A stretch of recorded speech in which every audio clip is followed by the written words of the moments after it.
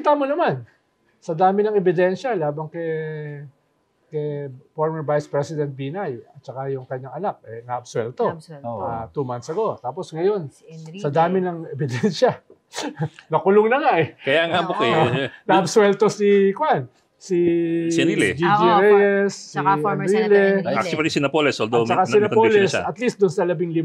Pero meron pa siyang kaso na marami pa. At saka na-convict na sa iba.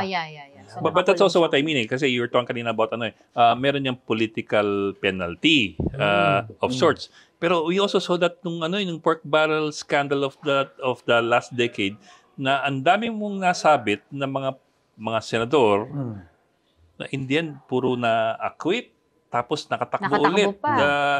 Holds position For example, si Bong Revilla muntik na ulit po makapasok. Yes, pero at least nalabas siya ngayon pero muntik siya makapasok. Si Jinggoy is back. Pero at least nakulong sila.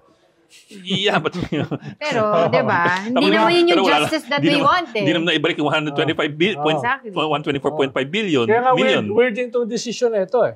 Dahil inabsuelto si Enrile, si Gigi Reyes, si Napoles, tapos may pinapabalik uli na pera. Return the money daw. May pinapareturn uli yung pera. Restitution? Hindi. Iba yun. Parang may kwento na eh. So parang administrative yata yun. Parang tinuturo or civil liability. Pwede ka magnakaw sa ibalik mo.